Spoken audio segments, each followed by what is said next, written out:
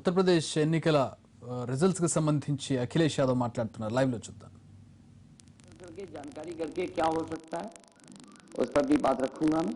लेकिन अगर ईवीएम पे कोई सवाल उठाए तो ये सरकार को सोचना चाहिए कि अगर एक पार्टी दूसरी पार्टी भी, मान लीजिए मैं भी सोचूं इस बात को, क्योंकि बूथ की एनालिसिस करूंगा मैं भी, उसके बाद मैं कह पाऊंगा। लेकिन अगर सवाल उठाए ईवीएम पर तो कहीं ना कहीं सरकार को जांच करा लेनी चाहिए। मुझे खुशी इस बात के साथ कि कांग्रेस के साथ गठबंधन रहा, दो युवा नेता साथ आए और गठबंधन आगे भी रहेगा।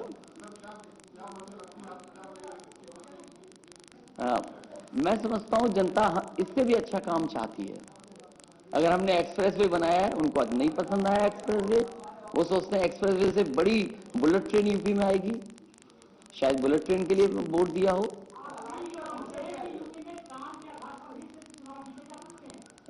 मेरा तो यही मानना था, इसीलिए मैंने 55 लाख समाजवादी पेंशन दी और आने वाले वक्त में 1000 रुपया महीना करने जा रहा था। मैं समझता हूं जो सरकार बनेगी अब उत्तर प्रदेश में 1000 से ज्यादा देगी, 2000 देगी। हमने तो किसानों का भी कर्ज माफ किया था, 1600 करोड़ कर्ज माफ किया था। और मैं समझता हूं पहली कैबिनेट में ही उत्तर प्रदेश के सभी किसानों का कर्ज माफ हो जाएगा। इससे ज्यादा खुश कौन होगा?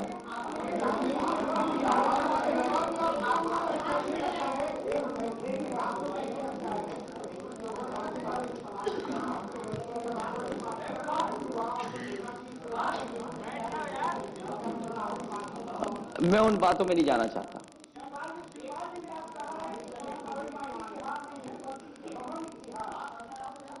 वैसे आप हमारे व्यवहार को तो जानते हो, लगता है किसी और हमारी परछाई के घमंड के बारे में बात कर रहे होंगे।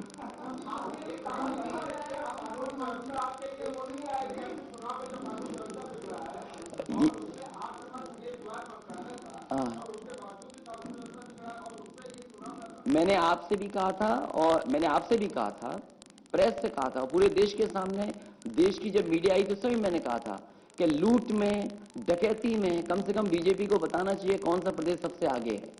और जो 100 नंबर की व्यवस्था उत्तर प्रदेश में दी है, मैं कह सकता हूं कि किसी प्रदेश में इससे अच्छी व्यवस्था नहीं होगी, जहां पर 15-20 मिनट में पुलिस पहुंच जाती हो।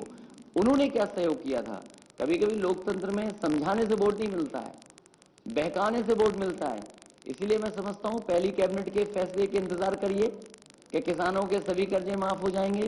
अगर प्रधानमंत्री जी ने कहा होगा तो शायद उत्तर प्रदेश के किसानों के साथ साथ देश के किसानों के भी कर्ज माफ होंगे। और फिर एक्सप्रेसवे पसंद नहीं आया तो शायद उत्तर प्रदेश में बुलेट ट्रेन आएगी।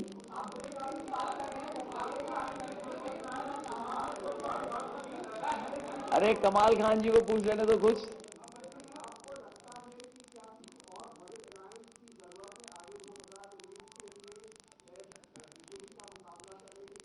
अरे फिलहाल तो जो पहले कैबिनेट के डिसीजन है वो तो आ जाने दो, 2019 अभी दूर है।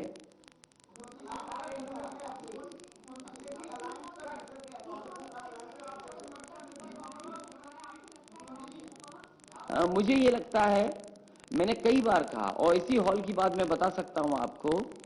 एक कुशीनगर से विकलांग लड़की मुझसे मिलने आई थी और जब मैंने उससे पूछा कि क्या मदद कर सकता हूं मैं, वो कुछ मदद के लिए मेरे पास आई थी और चुनाव का आखिरी समय था क्योंकि आचार संहिता लगने जा रही थी। तो मैंने उससे पूछा कि कितनी मदद चाहती हो तुम मुझसे, और मैंने कहा जितनी मदद आप चाहो कहोगे आज उतनी मैं सरकार से करूंगा तुम्हारी। और यकीन मानिए उस लड़की ने मुझसे केवल 20,000 रुपए मांगे थे। तो कभी कभी गरीब को पता ही नहीं है वो चाहता क्या है, किसान को पता ही नहीं है उसको क्या मिलने जा रहा है। और मैंने उसको बहुत मदद की बड़े पैमाने पर। पूरे देश के गरीबों को, खासकर उत्तर प्रदेश के गरीबों को मैं जानता हूं कि दरवाजा खटखटा करके लोगों ने बताया है कि जो पैसा नोटबंदी हुआ है, जो अमीरों का पैसा बैंक में आया है, वो गरीबों को पैसा मिलेगा। अब हम भी देखना चाहते हैं कि वो नोटबंदी वाला पैसा गरीबों तक कितना पहुंचता है।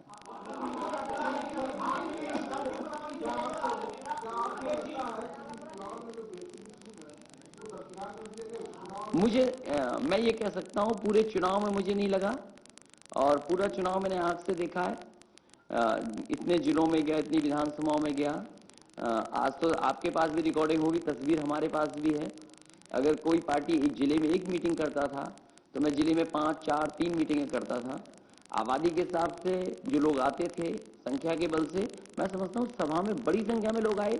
वही मैं सोच नहीं पा रहा हूँ कि आखिरकार जो लोग आए थे कि क्या केवल देखने आए थे या हाथ में मोबाइल लेकर के आए थे और फिर बाद में चले गए, वोट नहीं दिया उन्होंने शायद। लेकिन मैं ये कह सकता हूँ प्रदेश की जनता ने समाजवादियों की मदद की है। समाजवादी पार्टी ने लगातार काम किया सरकार में। हम तो देखना चाहते हैं कि समाजवादियों से भी अच्छा काम क्या होगा, वो शायद मुझे उसका इंतजार होगा।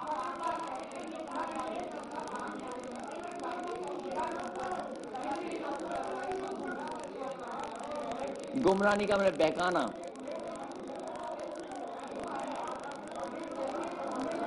अरे भाई एक एक पूछोगे तो जवाब दे पाऊंगा मैं। अब तो आवाज मुझे भी नहीं समझ में आ रही है।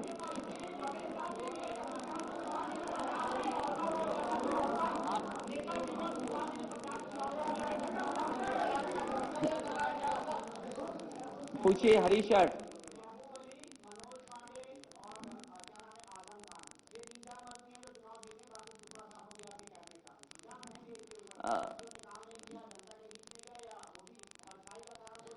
मैं कहता हूं कि हो सकता है कुछ क्षेत्र में रहा हो, लेकिन कई जगह मुझे ये सूचना मिली है, बूथ वाइज जानकारी के बाद में आएगी, कि वोट पहले से ज्यादा मिला है।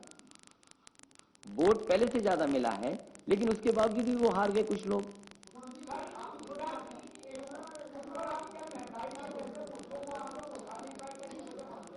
हमने तो बहुत कहा कि सिलेंडर तुम्हें मिला है, लेकिन सिलेंडर महंगा कितना हो गया। धान की कीमत क्या मिली नोटबंदी की वजह से, गेहूं इंपोर्ट हो रहा है, आलू की हालत क्या है, ये तो सब बोले गए, लेकिन जनता मैं समझता हूं कुछ और सुनना चाहती रही होगी।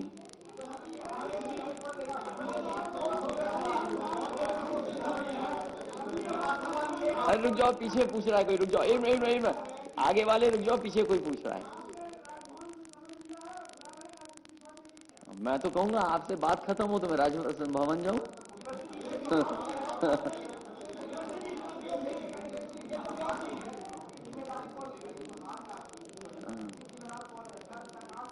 देखिए, जिम्मेदारी मुख्यमंत्री मैं था, राष्ट्रीय अध्यक्ष मैं हूं, हार की समीक्षा भी मैं करूंगा।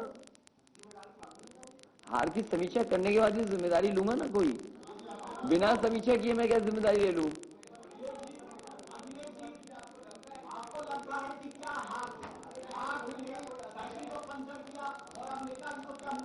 मैं ये कह रहा हूं कि जो हमारी साइकिल थी वो ट्यूबलेस साइकिल थी, उसमें हवा ही नहीं पड़ रही थी।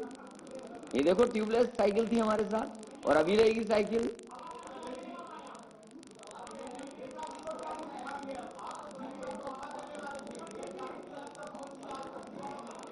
ये अलग बात है, ये तो अब ये राजनीति में कब क्या हो जाए पता ही नहीं है।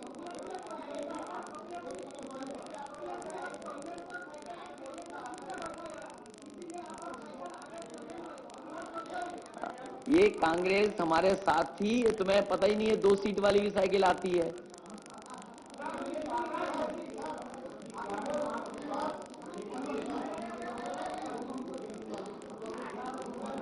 ये पॉलिटिकल सवाल अभी नहीं, फिलहाल तो चुनाव देखने दो क्या होता है, समीक्षा उसके बाद।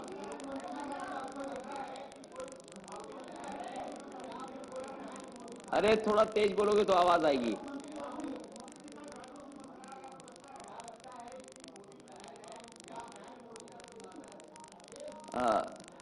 देखिए, अभी कह पाना मुश्किल है, लेकिन मैं ये बात मान सकता हूं कि समझाने से वोट नहीं मिलता है, बहकाने से वोट मिलता है।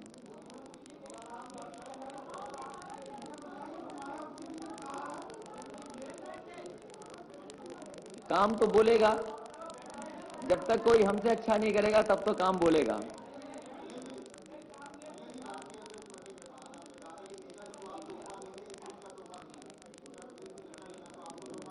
लेकिन हमें जितना वोट मिलना था 29% अभी भी दोनों मिलकर के मिला है, लेकिन दूसरों का पता नहीं था कि इतना ज्यादा वोट मिलेगा उन्हें। नहीं, कांग्रेस के अलायंस से हमें लाभ हुआ है, और कांग्रेस का अलायंस ठीक है, 2 नए नेताओं का है।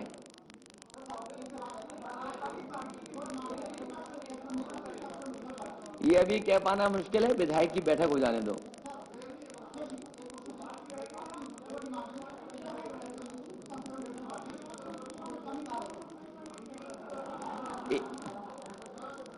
देखिए, मैं ये कह रहा हूं कि कुछ लोगों ने और पॉलिटिकल पार्टीज ने सवाल उठाया है।